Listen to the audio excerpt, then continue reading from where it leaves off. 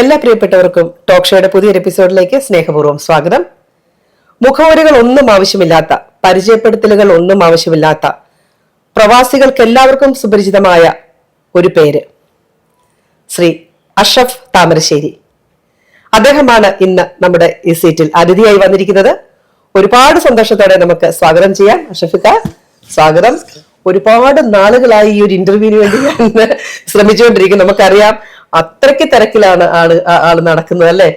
നമുക്കറിയാം ഒരു മരണം ദുബായില് സംഭവിച്ചാൽ, അല്ലെങ്കിൽ UAE ഒരു മരണം സംഭവിച്ചാൽ പെട്ടെന്ന് ആദ്യം തേടി വരുന്ന ഒരു നമ്പർ അല്ലെങ്കിൽ ഒരു കോള് അഷ്റഫിക്കയുടെ മൊബൈലിലായിരിക്കും. മയ്യത്തുകളുടെ കൂട്ടുകാരൻ. അഷ്റഫിക്ക, എന്താണ് ഇങ്ങനെ ഈ മയ്യത്തുകളുടെ ഒരു കൂട്ടുകാരനായി മാറാൻ എന്തെങ്കിലും സാഹചര്യം ഉണ്ടായിട്ടുണ്ടോ? ഞാൻ 1997 ഇവിടെ വന്ന് 2000 കൂട്ടുകാരെ കാണാൻ പോയത് ഷാർജയിൽ ഹോസ്പിറ്റലിൽ. കണ്ടു വരുമ്പോൾ രണ്ടാൾ വെളിയിൽ നിന്ന് ഹോസ്പിറ്റലിൽ പുറത്തുനിന്ന് കരിയുന്നു. ഞാൻ ചിന്താ അച്ഛൻ മരണപ്പെട്ടാണ്. ഒരു കൊല്ലം പുനലൂർ എന്ന് പറഞ്ഞ സ്ഥലത്തുള്ളവരെ. ഞാൻ പറഞ്ഞു എനിക്ക് ഇതിനെ പറ്റി ഒന്നും ഓർമ്മയില്ല, അതിന്റെ ലൈസൻസ് ഒന്നുമില്ല, അത് മൊബൈലും ഇല്ല, അത് പേജറാണ്. അങ്ങനെ ഞാൻ കൂടി 4-5 ദിവസമായപ്പോൾ ആ മയ്യത്ത് കയറ്റി വിട്ട്. പിന്നെ ഒരു ബംഗാളി വിളിച്ച്, ആ ബംഗാളിലും ആരോ പറഞ്ഞെടുത്ത് മലയാളിയെ അറിയാം. അങ്ങനെ ഇപ്പം 16,500 മയ്യത്ത് കയറ്റി വിട്ടു. പക്ഷെ ഈ മയ്യത്തുകളുടെ ഈ ഒരു എല്ലാ ബഹുമാനവും കൊടുത്ത് അവരെ നാട്ടിലേക്ക്, ആ ഒരു ബോഡി നാട്ടിലേക്ക് കടത്തി വിടുമ്പോ അഷ്റഫിക്ക് ഇതിനെപ്പറ്റി എന്തെങ്കിലുമൊക്കെ ഒരു ധാരണകൾ ഉണ്ടായിരുന്നു? ഇത് എന്താണ്, എങ്ങനെയാണ്, എവിടെ ചെന്നാലാണ്, ഇതിന്റെ നൂലാമാലകൾ എന്തൊക്കെയാണ്? പക്ഷെ അന്ന് ആദ്യ കാലത്തൊന്നും ഓർമ്മയില്ല. ആദ്യ കാലത്ത് ഭയങ്കര ബുദ്ധിമുട്ടായി. ഒരു 10 ദിവസമോ 5 ദിവസമോ ഒക്കെ ആകായിരുന്നു. ശരിയാ. പിന്നെ നമ്മൾ പോയി ഈ ഉദ്യോഗസ്ഥന്മാരൊക്കെ മനസ്സിലായി. ഇപ്പോഴ് ദൈവം സഹായിച്ചിട്ട് എവിടെ ലൈവ് വരെ നിൽക്കണ്ട, എല്ലാവർക്കും അറിയുന്നതിനെ കൊണ്ട് പേപ്പർ കിട്ടും. അല്ലെങ്കിൽ ദുബായിൽ ഒരു ദിവസം കൊണ്ട് മരിച്ച അന്ന് തന്നെ ഒരു 5 വർഷത്തിന് ഇങ്ങോട്ടൊക്കെ അങ്ങനെ തന്നെ ദുബായ് ഷാർജ അജ്മാൻ ഒക്കെ 10-12 വർഷം 5 വർഷം വരെ എപ്പോ ഡിലേ ആകുന്നില്ല. ഇപ്പം ദുബായിൽ എത്തിയിട്ട് UAE എത്തിയിട്ട് എത്ര വർഷമായി? 26 വർഷം. അതിനു മുമ്പ് എവിടെയായിരുന്നു? സൗദിയില്. അപ്പൊ എത്ര വർഷമായി ഈ ഒരു പ്രവാസ ജീവിതം, അതായത് GCC കൺട്രീസിൽ? ആദ്യം സൗദിയിൽ വന്നു, അവിടുന്ന് നേരെ ദുബായിലേക്ക് വരികയായിരുന്നു? അല്ലല്ല, പിന്നെ നാട്ടിൽ പോയി നിന്ന് പിന്നെ തിരിച്ച് കയറി വന്നു. ഇവിടെ എന്തെങ്കിലും ബിസിനസ് അല്ലെങ്കിൽ എന്തെങ്കിലും? ആദ്യം ഞാൻ വന്നപ്പോ അജ്മാൻ സീപോർട്ടിലായിരുന്നു ജോലി. ആടെ 2 വർഷം ചെയ്ത് പിന്നെ സ്വന്തമായിട്ട് വർക്ക്ഷോപ്പ് ഇട്ട് ഞാനും ആളിയനും ഷെയർ ആയിട്ട്. പിന്നെ ഡ്രൈനേജിന്റെ വണ്ടി എടുത്ത്, ഒരു 10-12 വണ്ടി ഉണ്ടായിരുന്നു. പിന്നെ വെള്ളത്തിന്റെ ടാങ്കർ ഉണ്ടായും. വെള്ളത്തിന്റെ ടാങ്കർ ഇപ്പോ ഒഴിവാക്കി. 2 ഗാരേജ് ഉണ്ടായും. ഒരു ഗാരേജ് പോയി, ഒരു ഗാരേജേ ഉള്ളൂ. പിന്നെ 5-6 വണ്ടി ഇപ്പോഴും ഉണ്ട്. ഇതൊക്കെ നമ്മൾ ഇതിന് തിരിഞ്ഞൊക്കെ കഴിയാണ്ടായത് കൊണ്ടാണ് ഇതൊക്കെ പോയത്. ശരിക്കും ഞാൻ ആലോചിക്കുമായിരുന്നു, ഇതെല്ലാം കൂടെ അഷ്റഫിക്ക് മാനേജ് ചെയ്യേണ്ട സമയം കിട്ടുമോ? ഇതെങ്ങനെ എല്ലാം കൂടെ? അതൊക്കെ അവര് നോക്കൂ. ഞാൻ എല്ലാവർക്കും ഇല്ലാത്തുണ്ടെങ്കിൽ ഇത് കൂടുതൽ വർക്കും പണിയും പൈസയൊക്കെ കിട്ടും. പക്ഷെ ഇപ്പൊ ഇത്ര പൈസ ഇട്ട ഇതാണ് സമാധാനമുള്ള ജീവിതം. ഈ ഒരു മയ്യത്തുകളുടെ കാവലായിട്ട് നിൽക്കുന്നത്, അല്ലെ? ഇപ്പൊ മൊത്തത്തില് എത്ര ബോഡീസ് നമ്മൾ കയറ്റി വിട്ടിട്ടുണ്ട്? പക്ഷെ ഒരു കണക്ക് 2025 16,000 വിട്ടിരുന്നു. അത്രയായിട്ടുണ്ട്. അപ്പൊ ഒരു 1000-1100 ബോഡി വരെ 2025 വിട്ടിട്ടുണ്ടാവും. അത്ര വിട്ടു. അത്രയുണ്ടല്ലേ? ഇത് മലയാളികളാണോ കൂടുതൽ, അതോ കൂടുതൽ മലയാളികളാണ്? ഡെയിലി ഒരു 3-4 മലയാളി 2 മലയാളികൾ മരിക്കാത്ത ദിവസം ഉണ്ടാവില്ല. പിന്നെ കേൾക്കുമ്പോ തന്നെ, അല്ലെ, എന്തെല്ലാം സ്വപ്നങ്ങളുമായിട്ടാണ് ഓരോരുത്തരും പ്രവാസ ജീവിതത്തിലേക്ക് കടന്നു വരുന്നത്. 4-5 ഇന്ത്യക്കാർ ഡെയിലി ഏകദേശം മരണപ്പെടും. ഇന്ത്യക്കാർ ഉണ്ടാവും. അതിൽ 2 പേര് മലയാളികളായിരിക്കും. അതിങ്ങനെ എന്തെങ്കിലും പ്രത്യേക ഏജ് ലിമിറ്റ് അങ്ങനെ എന്തെങ്കിലും ഉണ്ടോ? ഏജ് എന്ന് പറഞ്ഞാൽ ഇപ്പൊ കുറച്ച് കൊണ്ട് വരുമ്പോ ഒരു 30-35-40 വയസ്സാകുമ്പോ ഈ അറ്റാക്കായിട്ട് മരണപ്പെടുന്നതാണ്. പക്ഷെ എന്റെ അഭിപ്രായത്തിൽ ഇവരെ ഭക്ഷണ രീതിയും ശാരീരികമായിട്ട് ബുദ്ധിമുട്ടൊന്നുമല്ല. ഇവിടെ തന്നെ വന്നിട്ട് ഒരു മലയാളികളോ ഈ ഫേസ്ബുക്കിലും വാട്സപ്പിലും പറയുകയാണ്, ഒരു മനുഷ്യനെ 10 പൈസ ഒരു ചായ സഹായിക്കാൻ വളരെ കുറഞ്ഞ ആളെ ഇന്ന് ലോകത്തുള്ളൂ. അവരൊന്ന് സഹായിക്കാൻ ഒരാളുണ്ടെങ്കിൽ, അല്ലേ? ഒരു ടെൻഷനും കാര്യവും എടുക്കാണ്ട്. പിന്നെ എപ്പോഴും ഇപ്പൊ ദുബായിലൊരു കൂടുവള്ളിക്കാരൊരു കമ്മിറ്റി ഉണ്ട്. കുറച്ചാൾ വന്നാല് ബീസെറ്റിങ്ങാരെ വന്നാല് ജോലി ചെയ്യുന്ന റൂം കാര്യം ഇപ്പോഴും ഒരു 1-2 വർഷമായി ഇപ്പൊ തുടങ്ങിയിട്ട്. കാസർഗോഡ് ഒരു കമ്മിറ്റി ഉണ്ട് അജ്മാനില്. അത് കുറച്ച് ആൾക്കാരെ ചെയ്യുള്ളൂ. അല്ലാണ്ട് ഈ പറയുന്ന പോലെ ആരും 5 രൂപ ചെയ്യും. ഉപകാരം ചെയ്യാത്തോളാണ് ഈ പറയുന്നത്. സത്യം പറയാം, ഇവർക്കൊക്കെ നമ്മളൊരു കൈസഹായം കൊടുത്താൽ ഈ ആത്മഹത്യ കാരണം ഇത് തന്നെ. അവിടെ വന്നിട്ട് ഒരുപാട് കൂടുന്നുണ്ട്, ഭയങ്കര കൂടുതലുണ്ട്. മലയാളികളുടെ ഇടയിലാണ് ഏറ്റവും. മലയാളികളുണ്ട്, നേപ്പാളികളുണ്ട്, എല്ലാം ചെയ്യും. കൂടുതലും മലയാളികളായിരുന്നു. അപ്പൊ ഇവർക്കൊക്കെ ഒരു ഒന്ന് സംസാരിക്കാനോ അല്ലെങ്കിൽ ഒന്ന് ചേർത്ത് പിടിക്കാനോ ഒന്ന് സഹായിക്കാൻ ഒരാളുണ്ടെങ്കിൽ ഇത് ഈ ആത്മഹത്യകളുടെ ഒക്കെ ആണല്ലോ നിരക്ക് കുറയാൻ കഴിയും. അതൊന്നും വേണ്ട, നമ്മൾ ഇത്രയും അസോസിയേഷനും കാര്യവും സംഘടനയൊക്കെ അല്ലേ ഓലെ വിളിച്ചു എന്തെങ്കിലും അത്ര ചെറിയ കാര്യം നമ്മൾ ചെയ്തു കൊടുക്കാൻ പറ്റുന്നത് ചെയ്യാൻ കഴിയല്ലോ. ഇപ്പോഴൊരു അസോസിയേഷൻകാർ വിളിച്ചിട്ട് ഒരുത്തരം ഒരു 10,000-20,000 ഫൈൻ അടക്കാണ്ടിരിക്കും. ഏതെങ്കിലും കമ്പനിക്കാരെ വിളിച്ച് പറയാ ഇത്ര ഫൈൻ ഉണ്ടെങ്കിൽ അടിക്കാൻ 100% കമ്പനിക്കാരെ അടക്കും. പക്ഷെ അതിനും നിൽക്കാൻ ആളില്ല. സത്യമാണ്, അതാണ് പ്രശ്നം. ശരിക്കും പറഞ്ഞ ഒരുപാട് ദുഃഖകരമായ ഒരു അവസ്ഥയിലൂടെയാണല്ലേ ഈ പ്രവാസ ലോകം. അല്ല, നമുക്കറിയാം പ്രവാസ ലോകം എന്ന് പറഞ്ഞാൽ നല്ല നിലയിൽ ജീവിക്കുന്നവരുണ്ട്, ഒരു ബുദ്ധിമുട്ടും പ്രയാസവും ഇല്ലാതെ. പക്ഷെ കൂടുതൽ ആൾക്കാരും ഈ പറയുന്ന രീതിയിൽ രണ്ടറ്റവും കൂട്ടിമുട്ടിക്കാൻ കഷ്ടപ്പെടുന്നവരല്ലേ പ്രവാസി മലയാളികൾ. ഞാനൊരു പെണ്ണുങ്ങള് തിരുവനന്തപുരത്തുള്ള 2 വർഷമായി വിസ അല്ല വന്നിട്ട് അജ്മാന്ന് കണ്ട് വേറെ നമ്മളെ കൂട്ടുകാരന്റെ വൈഫിനെ വിളിച്ചു പറഞ്ഞു ഇങ്ങനെ എങ്ങനെ രക്ഷപ്പെടുത്തണം പറഞ്ഞപ്പോൾ ഒരു റൂമിന്റെ അടുത്തോടാണ് താമസിക്കുന്നത്. ഭക്ഷണമില്ല, കിടക്കാൻ സ്ഥലമുണ്ട്. അങ്ങനെ ഞാൻ പറഞ്ഞു എമിക്കേഷൻ ഉദ്യോഗസ്ഥർ നല്ല ആളുകളാണ് അവിടെ, നല്ല മനസ്സിലാവും. അവരെടുത്ത് പോയി പറയുമ്പോൾ ഇങ്ങനെ കയറ്റി വിടും. അത് നല്ല പൈനൊന്നും ഒഴിവാക്കിയിട്ട് അതൊരു നല്ല ഇവിടുത്തെ ഗവൺമെന്റ് കാണിക്കാൻ കൊണ്ടാണ് പിന്നെ ആളുകൾ രക്ഷപ്പെട്ടു പോകുന്നത്. കയറ്റി വിട്ടു അവരെ. ശരിക്കും മയ്യത്തുകൾ മാത്രമല്ല, ജീവനുള്ള ആൾക്കാർക്കും ഒക്കെ ഒരുപാട് സഹായം ചെയ്യുന്നുണ്ട്. നമുക്കറിയാതെ ആൾക്കാരെ ഇതുപോലെ വിസ ഇല്ലാതെ ഉള്ളവരെയൊക്കെ കയറ്റി വിടാനും ആഹാരമായിട്ടും മരുന്നായിട്ടും ഒക്കെ അല്ലെ പാർപ്പിടമായിട്ടും ഒക്കെ ഒരുപാട് സഹായം ദുബായിൽ വേറെയും ചെയ്യുന്നുണ്ട്. പിന്നെ ടിക്കറ്റും കാര്യമൊക്കെ ആൾക്കാർ കുറെ ആളുകൾ നമ്പർ ഉണ്ട്, ഓര് വിളിച്ചാല് ടിക്കറ്റ് കൊടുക്കും. തൃശ്ശൂർക്കാർ ഷാഫിക്കാണ്ട് ഇവരൊക്കെ ഇപ്പൊ പറഞ്ഞാലും പിന്നെ കണ്ണൂർക്കാരുടെ ആളുകൾ ഇവരൊക്കെ ചെയ്യുന്നുണ്ട്. അപ്പൊ ഒരു കൂട്ടം ആൾക്കാർ ഇക്കയ്ക്ക് ചുറ്റും സപ്പോർട്ടായിട്ട് ഉണ്ട്. അതൊരു അവർക്കൊക്കെ അല്ലേ മനസ്സുകൊണ്ട് വലിയ നന്ദി സമർപ്പിക്കുകയാണ് ഈ ഒരു അവസരത്തിലെ കാര്യം. ഒരാൾക്ക് ഒറ്റയ്ക്കെല്ലാം ചെയ്യാൻ പറ്റില്ല, പക്ഷെ നമുക്ക് കൂട്ടായിട്ടൊരു കൂട്ടം ആളുകൾ നമ്മുടെ കൂടെ നിൽക്കുമ്പോൾ നമുക്ക് പല കാര്യങ്ങളും നമുക്ക് ചെയ്തെടുക്കാൻ പറ്റുമെന്നുള്ളതാണ്. ഇപ്പൊ ഞാൻ ഒരു കാര്യം ചോദിക്കാൻ ആഗ്രഹിക്കുന്നു. ഇപ്പൊ നമ്മൾ ഒരു മയ്യത്ത് ഒരാൾ മരിച്ചു, ഇതിന് ഒരുപാട് കടമ്പകളുണ്ട് നമുക്കിത് ഈ മൃതദേഹം റിലീസ് ചെയ്ത് കിട്ടാനും ഇത് നാട്ടിലേക്ക് എത്തിക്കാനും ഒക്കെ ആയിട്ട്. അത് എങ്ങനെയാ ഈ ഒരു കാര്യങ്ങൾ ചെയ്യുന്നത്? നമ്മൾ നേരത്തെ പോയി കറക്റ്റ് ഇതിൽ പ്രോപ്പറിൽ പോയാൽ ഒറ്റ ദിവസം മതി, ഒറ്റ ദിവസം കൊണ്ട് നമുക്ക് ചെയ്തെടുക്കാം. ഇതിന്റെ സർട്ടിഫിക്കറ്റും മറ്റു കാര്യങ്ങളും ഒക്കെ കിട്ടും എല്ലാം ഒറ്റ ദിവസം കൊണ്ട്. ഇപ്പൊ ഓൺലൈൻ ആയതുകൊണ്ട് ലേസം ഒരു ടൈം പിടിക്കാനല്ലാണ്ട് അല്ലെങ്കിൽ 10 മിനിറ്റ് സർക്കിൾ കിട്ടാൻ. ഇപ്പൊ ഓൺലൈനിലാക്കിയാൽ 1 മണിക്കൂർ. ഇപ്പൊ നമുക്കറിയാം ഗവൺമെന്റ് ഓൺലൈനിൽ ഈ വക കാര്യങ്ങളൊക്കെ ചെയ്യാനുള്ള പെട്ടെന്ന് മറ്റൊരു മാനുവലി നമ്മൾ ചെയ്യുമ്പോഴത്തേക്ക് പെട്ടെന്ന് കിട്ടായും ജദ്ദാഫിന്ന് കിട്ടായും അത് 5-10 മിനിറ്റ് മതി സർട്ടിഫിക്കറ്റ് കിട്ടും. ഇപ്പൊ ഈ ഒരു എടുക്കുന്നുണ്ട്. ഇപ്പൊ ഇങ്ങനെ ഒരു കാര്യം നമ്മൾ ചെയ്യുമ്പോഴത്തേക്ക് ഫാമിലിയുടെ സപ്പോർട്ട് എങ്ങനെയുണ്ട്? ആദ്യമൊക്കെ എതിരെ നിൽക്കായി തീരെ ടൈം വീട്ടിൽ നിൽക്കൂലോ. ഇപ്പൊ പിന്നെ എല്ലായിടത്തും പോകുമ്പോ ഓരോ പരിപാടിക്ക് പോകുമ്പോ ആളുകൾ പറയും ദൈവം നന്നാക്കും പറയും. അതിനോട് ശരിക്കും ഒരുപാട് ആളുകളുടെ അനുഗ്രഹം ആ ഒരു ബ്ലെസ്സിങ് അഷ്റഫിക്കയുടെ കൂടെ തന്നെയുണ്ട്. കാര്യം എന്ന് വെച്ചാൽ നമുക്കറിയാം ഒരുപാട് സ്വപ്നങ്ങളുമായി കടന്നു വരുന്ന ഒരു വ്യക്തി ഒരു സുപ്രഭാതത്തിൽ ഇവിടുന്ന് മരണപ്പെട്ട് നാട്ടിലേക്ക് തിരിച്ചു പോകാന്ന് പറയുമ്പം അതിന് ആ ഒരു ഡെഡ് ബോഡിക്ക് അല്ലെ സ്വപ്നങ്ങളെല്ലാം നഷ്ടപ്പെട്ട ആ ഡെഡ് ബോഡിക്ക് കിട്ടേണ്ടെന്ന് മാക്സിമം ബഹുമാനം നൽകി വേണം നമ്മൾ ഇവിടുന്ന് കയറ്റി വിടാൻ. കാരണം നാട്ടിലെ 6 അടി മണ്ണിന് അവൻ അവകാശിയാണ്. അപ്പൊ ആ ഒരുപാട് കടമ്പകൾ കടന്നിട്ടാണ് ഇത് ചെയ്യുന്നത്. അപ്പം ഇങ്ങനെ ഓർത്തെടുക്കാനായിട്ട് ഏതെങ്കിലും വിഷമകരമായ ഒരു മുഖം ഓർമ്മയിലുണ്ടോ? കാരണം പെട്ടെന്ന് ഇങ്ങനെ ഒരു ഇത്രയും ജീവിതം 16,000-ഓളം ബോഡികളെ കയറ്റി വിട്ടു. അപ്പൊ നമുക്ക് ചില മുഖങ്ങൾ വളരെ നൊമ്പരം തരും. അങ്ങനെ ഏതെങ്കിലും ഒരു സാഹചര്യം മിക്കയുടെ മുന്നിൽ വന്നിട്ടുണ്ടോ? വിഷമം എല്ലാം വിഷമം തന്നെയാണ്. ഞാനത്തെ ഒരു കഥ വെച്ചാൽ ഞാനൊരു ആള് ഒരു അറബി വീട്ടിൽ ജോലി ചെയ്യുന്ന ആളാ. അങ്ങനെ അയാൾക്ക് പെട്ടെന്ന് അറ്റാക്ക് വന്ന് ഹോസ്പിറ്റലിലായി.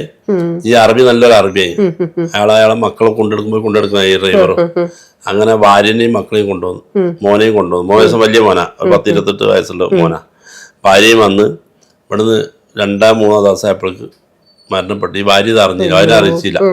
ഭാര്യ റൂമിലാണുള്ളത്. ഹോസ്പിറ്റലിൽ നിന്ന് കൊണ്ടുപോയി മരിച്ച് ഒക്കെ റെഡിയായി. ഈ പ്ലേറ്റിൽ മേലെ ഭാര്യയും മോനും ഇരിക്കുന്ന അടിയിൽ മയ്യത്തുണ്ട്. നാട്ടിലെത്തിയ വീരാറ് ഇവരുടെ കൂടെ തന്നെ ഈ ഫ്ലൈറ്റില് ഇവരറിയാതെ മയ്യത്തുണ്ട്. മോനറിയാം, ഭാര്യ അറിഞ്ഞൂടാ. ഓക്കെ, എന്തല്ലേ അവരവിടെ ചെന്ന് ഇറങ്ങുമ്പം ഇതൊക്കെ അറിയുന്ന ഇതൊക്കെ പ്രവാസി ലോകത്തെ മാത്രം സംഭവിക്കുന്ന കാര്യങ്ങളല്ലേ ഇതെല്ലാം. ശരിക്കും പറഞ്ഞ ഒരുപാട് ദുഃഖകരമായ കാര്യങ്ങളാണ് പ്രവാസ ലോകത്ത്. നമ്മൾ അറിയുന്ന ഒരു മുഖമല്ല പ്രവാസ ലോകത്തിനുള്ളത് അല്ലേ? ശരിക്കും പറഞ്ഞാല് എന്താല്ലേ നമുക്ക് പറയുമ്പോ തന്നെ ഭയങ്കര. വീട്ടിലെത്തിയിട്ട് വീട്ടിൽ കൊണ്ടാക്കിയിട്ട് മയ്യത്തായിട്ട് കൊണ്ടുപോകുന്ന പറഞ്ഞവര്. അതുപോലെ ഞാൻ കേട്ടിട്ടുണ്ട് പലപ്പോഴും ഇവിടെ നമ്മളെ ശരിക്കും പറഞ്ഞ ആയുസ്സും ആരോഗ്യവും എല്ലാം ഈ മരുഭൂമിയില് വീട്ടുകാർക്കും കുടുംബത്തിനും വേണ്ടി ചെലവാക്കി അവസാനം അവര് മരണപ്പെട്ടു. ഈ ഫാമിലി ഈ കുടുംബക്കാർ തന്നെ ഈ ദേഹം വേണ്ട എന്ന് പറയുന്ന സാഹചര്യം ഉണ്ടായിട്ടുണ്ടോ? അങ്ങനെ എത്രയോളം പറഞ്ഞു. അത് കാരണം എന്താ വെച്ചാൽ നമ്മളിപ്പം ജീവിക്കുമ്പോൾ എല്ലാ സൗകര്യവും ദൈവം നമ്മൾ തരും. മക്കളെയും ഭാര്യയും നോക്കൂല, മരിച്ചവര് വേണ്ട അറിയും. നമ്മൾ ജീവിക്കും, നമ്മൾ തന്നെ നോക്കേണ്ട കാര്യം നമ്മൾ ഉത്തരവാദിത്തം ഏറ്റെടുക്കണ്ടേ. ഇപ്പോള് 18 വർഷമായി നാട്ടിൽ പോകാത്ത ഭാര്യമാരെന്നെ വിളിക്കലുണ്ട്, ഇങ്ങനെ കയറ്റി വീട് പറഞ്ഞിട്ട് വല്ല അഡ്രസ് ഇട്ടൂല. അവർക്ക് ജീവിക്കാൻ അവരും മനുഷ്യന്മാരല്ല. അങ്ങനെയുള്ളവരാണ് ഇത് പറയുന്നത്, അല്ലാതെ നേരത്തെയുള്ള ഒരു കുടുംബവും കാര്യമൊന്നും പറയൂല.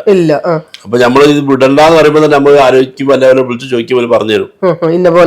പിന്നെ ബോഡി എല്ലാം വിചാരിച്ചിട്ട് കയറ്റി വിടും.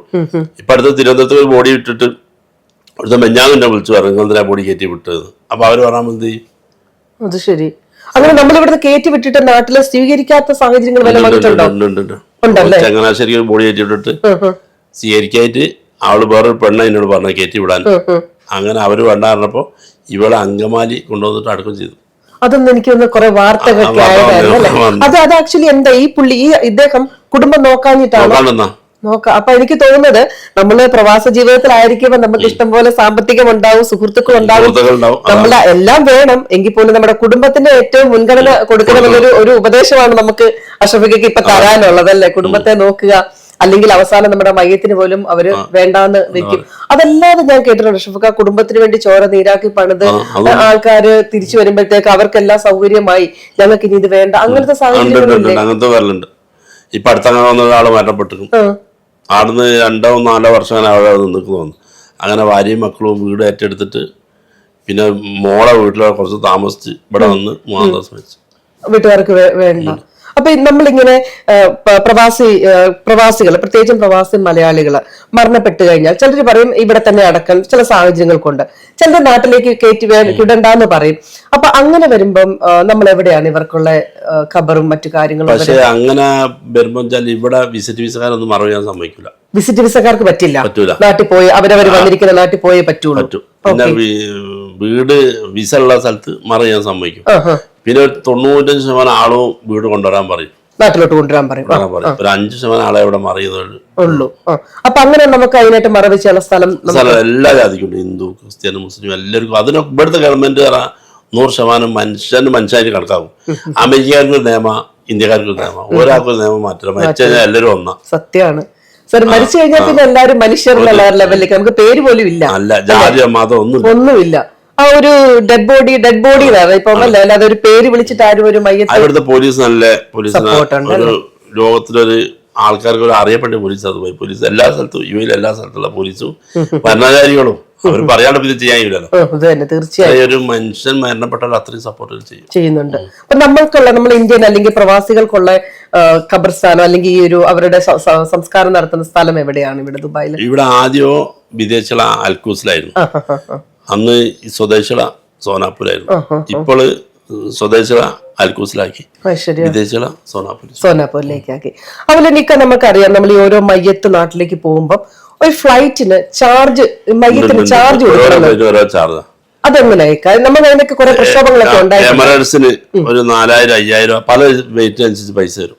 ശരി, നമ്മുടെ ആ ബോഡി വെയിറ്റ് എന്തായാലും അത്ര പൈസ വരും, ബാക്കി വരും. ഇതൊക്കെ വെയിറ്റ് നോക്കി പൈസ എടുക്കണം. വെയിറ്റ് നോക്കി എയർ ഇന്ത്യ ഉള്ളൂ, ഫിക്സഡ് പൈസ ഉള്ളു. ശരി. ഈ വെയിറ്റ് എന്ന് പറയുമ്പോൾ നമ്മൾ കൊണ്ടുപോകുന്ന ഒരു പ്രത്യേകത പെട്ടി അടക്കം തൂക്കുന്നത്. പിന്നെ ഈ പ്രസവം നടത്തിയവൾ കൊണ്ട് കുറെ ഉപകാരം കിട്ടിയിരിക്കുന്നത്. ആദ്യം റാസകൈമൊന്നു ഇവിടെ നിന്ന് പൈസ വേണ്ട ആംബുലൻസിന്. ബലി പറഞ്ഞു ഒരു 100 ആകുന്ന 200 ആകുന്ന പറഞ്ഞുകൊണ്ട് ഇപ്പൊ പുജേരം എന്നുള്ള 2000 ദിർഹംസ് ആണ്. അപ്പൊ 2000-1000 ദിർഹംസ് ബോഡി കയറ്റി വിടാൻ. റാസകൈമൊന്ന് 1575 വേണം. ഇവിടെ ഒക്കെ ഫ്രീ ആയി ആംബുലൻസ് ഫ്രീ ആക്കി. പിന്നെ വലിയ പറയുന്നത് അബുദാബി ഫ്രീ ആണ്. അബുദാബി 1100 ദിർഹംസ് കൊടുക്കണം എംബാമിന്. എവിടാ ഫ്രീ?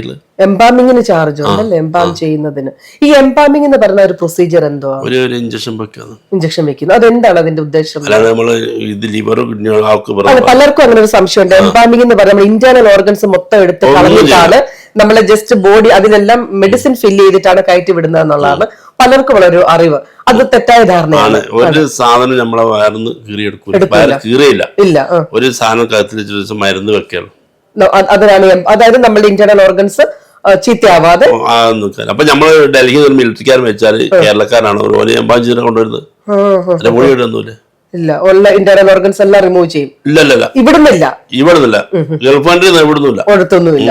അപ്പൊ നമ്മുടെ ഒരു വലിയ തെറ്റിദ്ധാരണയാണ് എംബാമിംഗ് എന്ന് പറയുന്നത് നമ്മുടെ ഇന്റേണൽ ഓർഗൻസ് മുഴുവൻ എടുത്ത് കളഞ്ഞിട്ട് അവിടെ മെഡിസിൻ, അത് ബോഡി ചീത്തയാവാതിരിക്കാനുള്ള മെഡിസിൻ വെച്ചിട്ടാണ് നാട്ടിലേക്ക് കയറ്റി വിടുന്നത് എന്നുള്ളൊരു തെറ്റിദ്ധാരണയാണ്. കാര്യം അഷ്റഫിക്ക് അതിന്റെ കറക്റ്റ് കാര്യങ്ങൾ പറഞ്ഞിട്ടുണ്ട്. നെക്കിലാണ് ഒരു ഇഞ്ചക്ഷൻ ചെയ്യുന്നത്. ആ മെഡിസിൻ അതെന്താണെന്ന് എന്തെങ്കിലും നമുക്ക് പറയാൻ പറ്റില്ല. നമ്മളെ എന്തോ ഒരു മരുന്നാണ്, അത് ബോഡി ചീത്തയാക്കൂല. അതുകൊണ്ടാണ് നമ്മൾ നാട്ടിലെത്തിയാൽ, ഇപ്പൊ രാത്രിയാണെങ്കിൽ രാത്രി ബോഡി എത്തിക്കഴിഞ്ഞാൽ അധികം നേരം വെച്ചുകൊണ്ടിരിക്കാതെ നമ്മൾ ബോഡി മറവ് ചെയ്യുന്നത്. അപ്പം അതൊരു ആ ഒരു വലിയ തെറ്റിദ്ധാരണ ആളുകൾ പറഞ്ഞത് ഇങ്ങനെ ലിവറും കിഡ്നിയൊക്കെ എടുക്കുന്നത് സ്വർണ്ണം കയറ്റി വിലെന്നാ പറഞ്ഞത്. പരിപാടി ഗവൺമെന്റ് കൂട്ടുതെക്കൽ ചെയ്യില്ല, എന്റെ അറിവ് ചെയ്തിട്ടില്ല. അല്ല, അല്ലെങ്കിൽ തന്നെ നമുക്കറിയാം ദുബായ് പോലൊരു നാട്ടിൽ നിന്ന് ഈ ഇന്റേണൽ ഓർഗൻസ് എടുത്ത് മാറ്റിയിട്ട് അവിടെ സ്വർണം വെച്ചിട്ടൊന്നും കയറ്റിവില്ല. അതൊന്നും നടക്കില്ല. അതൊക്കെ തെറ്റായ ധാരണകളാണ്, മനുഷ്യന്റെ തെറ്റായ വാർത്തകളാണ് സമൂഹത്തിലേക്ക് പടച്ചു വിടുന്നത് എന്നുള്ള കാര്യം നമുക്ക് എല്ലാവർക്കും അറിയാം. അങ്ങനെ ഒരിക്കലും ഒരു മൃതദേഹത്തോട് കാണിക്കുന്ന ഒരു രാജ്യമല്ല ഇത്. എല്ലാത്തിനും അതിൻ്റെതായ ബഹുമാനം കൊടുക്കുന്ന രാജ്യത്താണ് നമ്മൾ നിൽക്കുന്നത്. പിന്നെ രണ്ടാമത് ഇക്ക പറഞ്ഞ രീതിയിൽ എല്ലാ ഓർഗൻസും അതാത് സ്ഥാനത്ത് തന്നെ ഉണ്ടാവും. അത് ആ ഓർഗനോട് കൂടി തന്നെയാണ് ഒരു മനുഷ്യൻ എങ്ങനെ ഭൂമിയിലേക്ക് വന്നു അതേ രീതിയിൽ തന്നെയാണ് അവന്റെ ഖബറിലേക്കും അവന്റെ അവസാന വിശ്രമത്തിലേക്കും അവനെ കടത്തിവിടുന്നതെന്നുള്ളതും ഈ ഒരു അവസരത്തിൽ ഒരിക്കൽ കൂടി നമ്മൾ ഓർമ്മിപ്പിക്കുകയാണ്. അതിന് വ്യക്തമായ തെളിവാണ് അഷ്റഫ് നമുക്ക് തന്നിരിക്കുന്നത്. ഇവിടെ ഈ ഹോസ്പിറ്റലിൽ പോസ്റ്റ്മോർട്ടം ചെയ്യുന്ന ഒരു ദിറംസ് ഗവൺമെന്റ് വാങ്ങുന്നില്ല.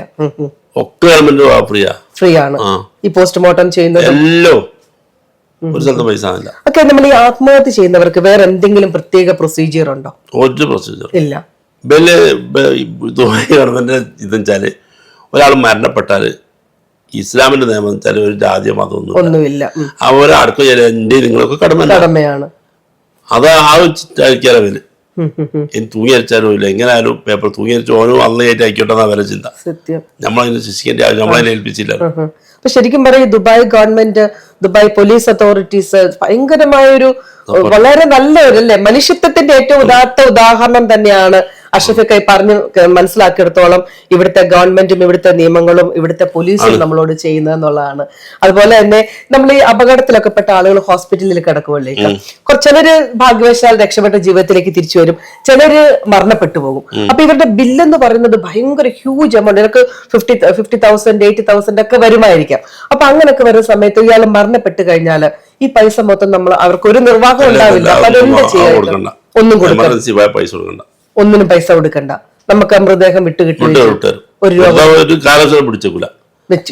പ്രൈവറ്റ് ഹോസ്പിറ്റലിൽ പിടിച്ചാലും പോലീസുകാർ വിടാൻ പറയും. ഓക്കെ. അപ്പൊ പ്രൈവറ്റ് ഹോസ്പിറ്റൽ ആണെങ്കിൽ പോലും അതിന്റെ നിയമം വളരെ ശക്തമാണ്. ഒരാൾ മരണപ്പെട്ട് കഴിഞ്ഞാൽ ആ ബോഡി നമ്മൾ പൈസ കൊടുത്തില്ല എന്നതിന്റെ പേരിൽ പിടിച്ചേക്കാൻ അവർക്ക് നിയമമില്ല. ഇതൊക്കെ നല്ല നല്ല അറിവുകളാണ് നമ്മൾ സമൂഹത്തിനേക്ക് തന്നുകൊണ്ടിരിക്കുന്നത്. നടക്കൂല. ശരിക്കും കൂട്ടു നിൽക്കില്ല. അപ്പൊ അങ്ങനെ എന്തെങ്കിലും ഒരു പ്രശ്നങ്ങൾ ഉണ്ടെങ്കിൽ നമുക്ക് ഇവിടെ നിയമപരമായി അതിനെ സമീപിക്കാമെന്നുള്ളതാണ് അല്ലെ വാസ്തവത്തിൽ വരുന്നത്. എന്തെങ്കിലും പൈസ കൊടുക്കാനുള്ള ആളുകൾ മരണപ്പെടുന്നുണ്ട്. അതുപോലെ ഇവിടെ ഇല്ലീഗലായിട്ട് താമസിക്കുന്ന ആൾക്കാരുണ്ടല്ലേ, അവര് സാഹചര്യങ്ങൾ കൊണ്ടാവാം. അങ്ങനെ വരുന്നവർ മരണപ്പെട്ടാൽ എങ്ങനെയാണ് അവർക്ക് ബോഡി നാട്ടിലേക്ക് കൊണ്ടുപോകാൻ പറ്റും? അവർക്ക് ഇവിടെ ഇല്ലീഗലാണ്, പാസ്പോർട്ടിലെ എംബസി പാസ്പോർട്ട് കൊടുക്കും, അപ്പോൾ ചെയ്തു തരും. അല്ല, അബ്സ്കോണ്ടിങ് ആയവരുണ്ട്. ഞാൻ ഓരോന്ന് എടുത്തെടുത്ത് ചോദിക്കുന്നത് നല്ല കുറച്ച് അറിവുകളാണ് നമുക്ക് ഇതിലൂടെ ജനങ്ങൾക്ക് പൊതുസമൂഹത്തിന് നൽകേണ്ടത്. അതുകൊണ്ടാണ്. അല്ല, അബ്സ്കോണ്ടിങ് ഇടുന്ന ചില ആൾക്കാരുണ്ടല്ലോ, അപ്പൊ അവരും മരണപ്പെട്ട് കഴിഞ്ഞാൽ അങ്ങനെ മരണപ്പെട്ട് കഴിഞ്ഞാൽ ഈ ഡെത്ത് സർട്ടിഫിക്കറ്റും പാസ്പോർട്ടും കൊടുത്താൽ ക്യാൻസൽ ചെയ്ത് തരും. അതിന് ഒന്നുമില്ല.